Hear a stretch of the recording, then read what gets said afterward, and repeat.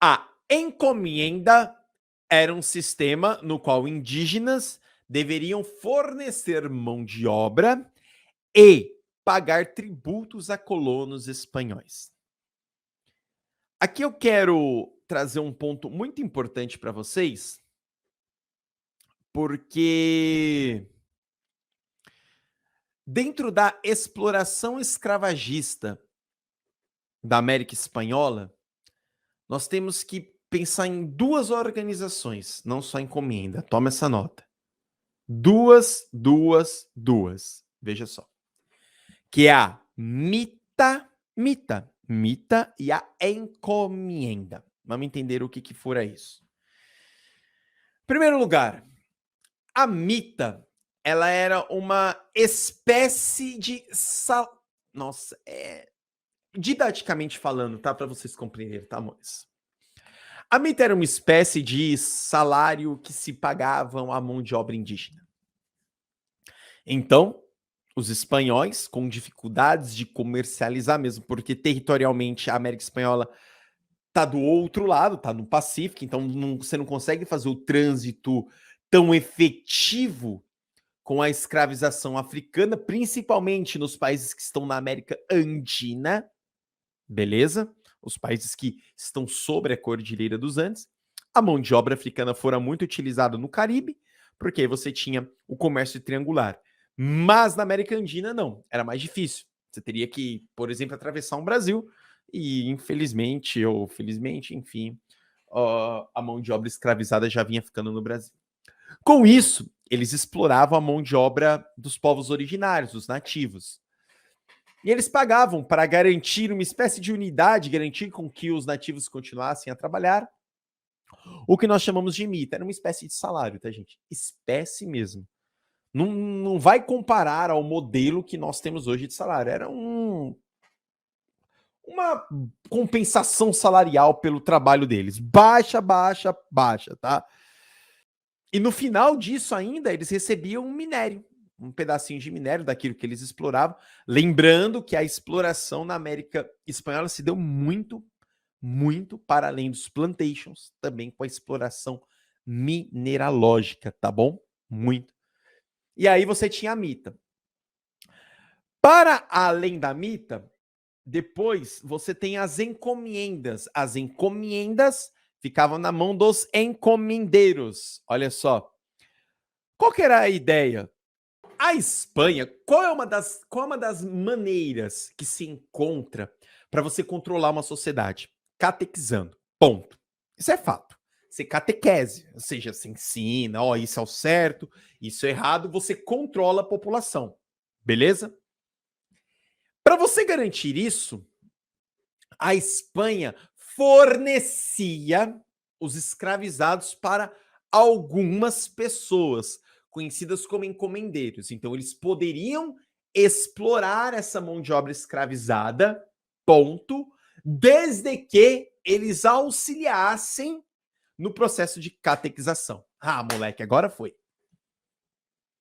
Então, a gente tinha dois modelos, mita, que inclusive os espanhóis vão buscar sim das civilizações pré-colombianas. Vamos lá, nós estamos no item 1. Então o item 1 ele está correto. Beleza. Se o item 1 está correto, a gente pode eliminar a B, pode eliminar a C, a B e a C. Eu gosto dessas aí que é fácil que já vai eliminando. Vamos ver o item 2 agora. A conquista da expansão europeia, a conquista em relação aos estados indígenas, foi pacífica em relação aos estados indígenas. Elemento que facilitou a rendição dessas populações. Gente, não existe colonização pacífica. A colonização por si só é sangrenta. Ela massacra, ela retira tudo de uma população. E a gente tem que tomar cuidado com a leitura que a gente acaba realizando, olha só, que a gente acaba realizando de livros em contextos eurocêntricos. Tem que tomar cuidado.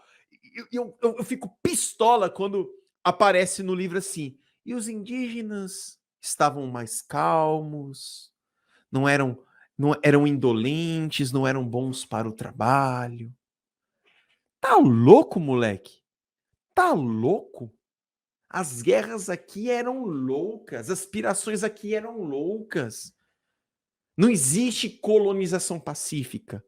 Não existe o colonizador, o invasor, chegar e falar: ó, oh, essa terra é minha. E o povo originário falar: ah, tudo bem, cara, toma. Ah, que isso?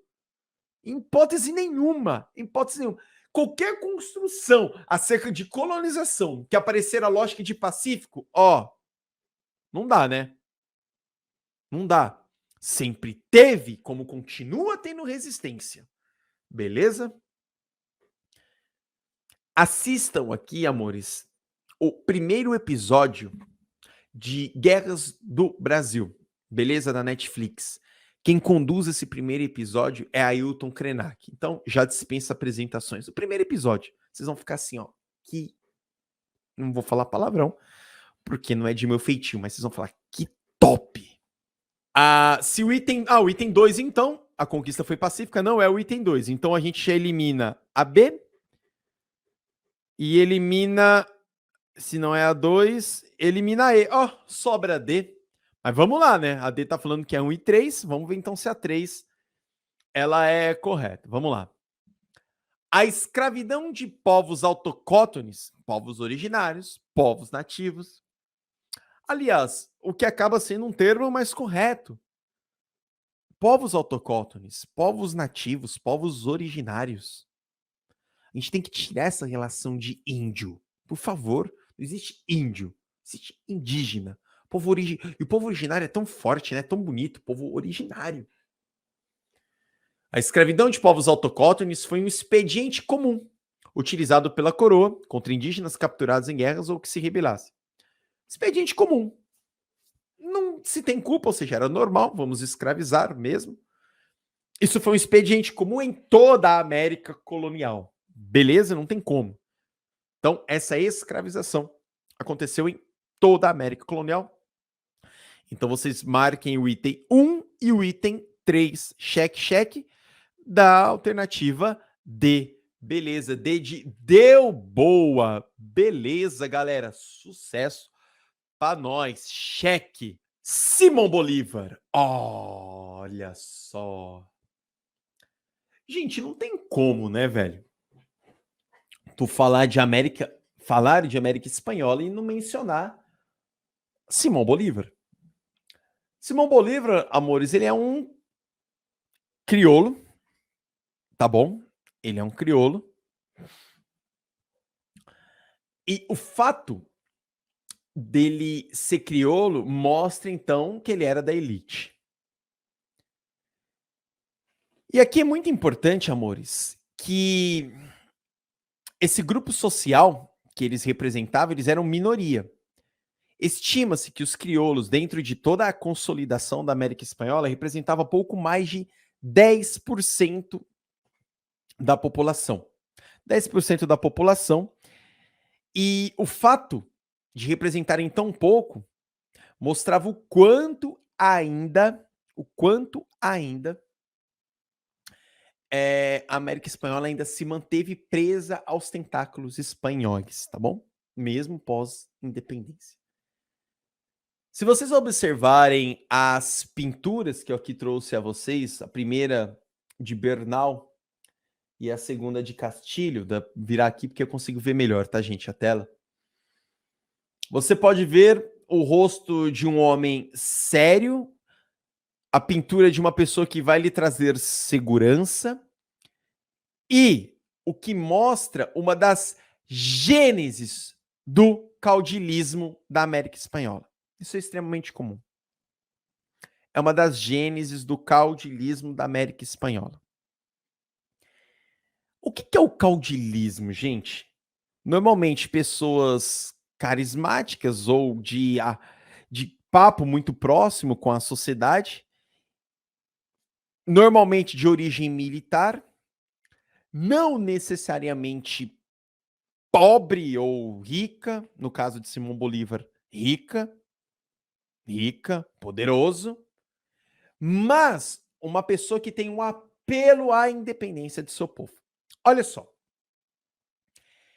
Entretanto, o próprio caudilismo, ele se divide em inúmeras interpretações. A começar, bonitos e bonitas, esse aqui é um ponto importantíssimo, que nem todos os líderes caudilistas lutavam pelo povo. Se utilizavam da massa do povo para se assumir no poder. E depois que chegavam ao poder, esqueciam da onde haviam vindo. No caso, você pode observar cores muito fortes de Simão Bolívar e sempre com uma vestimenta militar. Os principais meios de produção na América Espanhola continuaram nas mãos da classe alta crioula. Beleza? Classe alta crioula, lembrando que os crioulos por si só já eram poderosos aqui na América Espanhola. Eram descendentes de povos espanhóis, mas nada apitavam dentro da coroa espanhola, que em virtude da independência se apropriou também do comando do sistema político. Pronto, gente. Quem vai assumir a política dos países espanhóis pós-independência? Quem vai assumir? Volta aqui. Os crioulos. Eu fiz questão de trazer os 2 quadros de Simão Bolívar.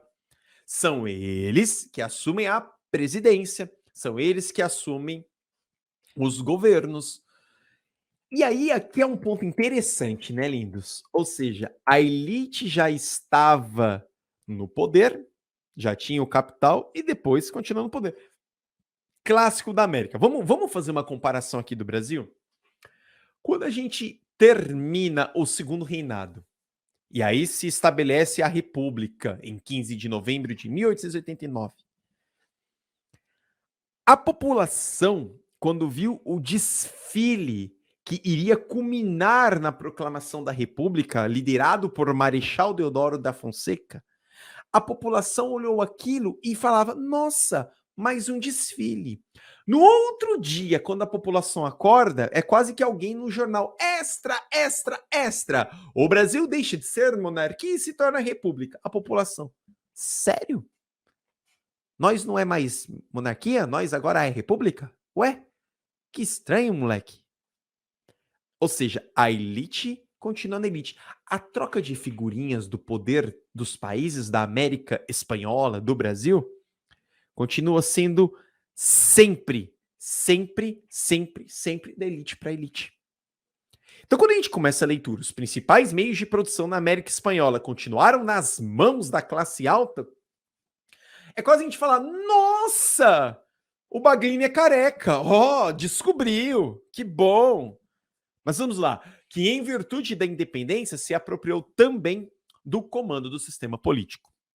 Essa transferência do poder político significou que, a partir daí, as decisões seriam tomadas muito mais em termos dos interesses nacionais do que dos da metrópole. Ou seja, nós vamos agora decidir o que nós queremos e não vamos pedir opinião nenhuma da metrópole. Não tinha como, gente. Eu vou fazer outra comparação para vocês. Prestem atenção, não tem como a gente construir essas aulas e ficar fechado no quadradinho. A metade do século XX representou basicamente o processo de descolonização dos países do continente africano. Beleza? Quando ocorrera a descolonização dos países do continente africano, qual foi a sequência básica? A Europa sai do continente africano e fala: agora cuida. A sequência, disputa pelo poder. E essa disputa pelo poder vai culminar no quê? Em inúmeras guerras civis, inclusive eclodem até hoje. Perceberam?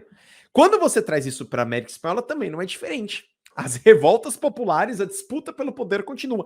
A diferença é que aqui você tinha os crioulos, que, em certa medida, conseguiam tutelar a sua população. Falar: calma, calma, não avancem, olha, eu lutei por vocês, eu lutei, calma, ó, Simão Bolívar, tô aqui, calma, lutei por vocês, eu sou poderoso. Então, a história das colônias acabam se replicando em diferentes momentos.